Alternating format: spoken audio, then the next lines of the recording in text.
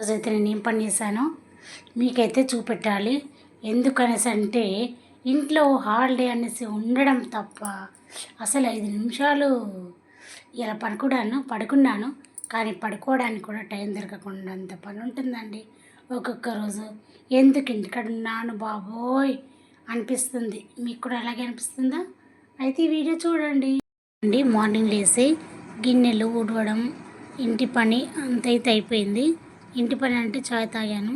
చాయ్ తాగిన తర్వాత చూడండి, ఇక శివరాత్రి పండుగ వస్తుంది కదా, దానికోసం అయితే బట్టలన్నీ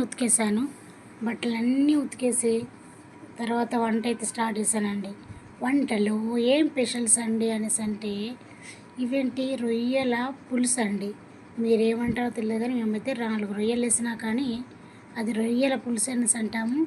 రొయ్యలను మాత్రం కొంచెం వేడి చేసి ఇలా అండి గిన్నెతోని అంటే దానికి ఉన్న చిన్న చిన్న ఉంటాయి కదండి ముళ్ళలాగా, అవైతే ఈజీగా వెళ్ళిపోతాయండి. రొయ్యల పులుసు అయితే వేసాను చూడండి. నేనైతే దాంట్లో ఉల్లిగడ్డ వేసాను అంతే. టమాటా వేసేసి కొంచెం నీళ్లు పోసేసి ఉడకబెట్టి దాంట్లో మాత్రం రొయ్యలు ఎక్కడైనా కనబడుతున్నాయానండి రొయ్యల పులుసు అంటే. ఓయ్ బాబు, నేనైతే రొయ్యల పులుసు అని పేరు పెట్టాను. కానీ మీరు చూసి దీనికి ఏం పేరు పెడతారో మరి. మీరైతే అట్టిగా నీళ్ళ కూర అనొచ్చు, టమాటాల కోసి పడేసిన కూర అనొచ్చు, ఎలాగైనా అనొచ్చండి. నేనైతే ఈరోజు ఆ కూరకు ఏం వండుకున్నానంటే, నాకైతే కాంబినేషన్ నేనైతే కొత్త బియ్యం వస్తాయి కదండి, రేషన్ బియ్యం. అవి వచ్చిన తర్వాత మాత్రం కుక్కర్లో వేసి 3 విజిల్ రానిచ్చి అది మెత్తగా ఉడకాలండి. మంచిగా చూడండి ఎంత పొగలు ఎక్కిస్తుందో. అయినా మెత్తగండి. ముసలి వాళ్ళు, పళ్ళు లేని వాళ్ళు కూడా మంచిగా తినొచ్చండి ఈ అన్నాన్ని. వేడి వేడి అన్నంలో వేడి వేడి రొయ్యల పులుసు వేసుకొని తింటే నేనైతే కడుపు నిండా తిన్నాను. కడుపు నిండా తినేసరికి మధ్యాహ్నం ఈరోజు అయితే నిద్ర వచ్చిందండి. మీకు చూస్తే తినబుద్ధి అవుతుందో లేదో తెలియదు కానీ నాకైతే సూపర్గా కడుపు నిండా తినేసానండి. ఓకేనా? మీరు ఎంతమంది ఇలా చేసుకుంటారో కామెంట్ బాక్స్లో అయితే కామెంట్ చేయండి.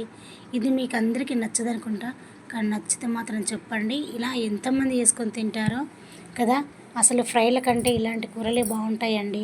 హెల్త్కి కూడా ఇలాంటి కర్రీసే బాగుంటాయి కాబట్టి ఇలాగే తినాలి. మా అమ్మ రోజు చెప్తుంది కానీ మేము అస్సలు వినము, ఫ్రై చేసుకొని తింటాము. కానీ ఈరోజు మాత్రం బాగా ఆకలిస్తూ ఉండే కాబట్టి ఇలాంటి కూర వండైతే నేను తిన్నానండి.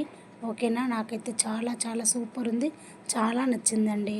అందుకనేసి చూడండి ఎంత అన్నం వేసుకున్నానో అంత అయిపోనిచ్చాను, ఫినిష్ చేసేసాను, తినేసాను. రొయ్యలు మాత్రం లేవండి, ఒక్కటే దొరికిందండి. మీకు అందుకే చెప్తున్నానండి, రొయ్యల పులుసు ఉన్నట్టే కానీ అందులో రొయ్యలు మాత్రం 10 గళ్ళు ఉన్నాయో లేవో. ఓకేనా? ఇలాగే చేసుకోవాలి, చాలా బాగుంటుంది. ఈ కర్రీ మాత్రం ఎంతమందికి నచ్చుతుందో చెప్పండి. నచ్చిన వాళ్ళు మాత్రం కామెంట్ బాక్స్లో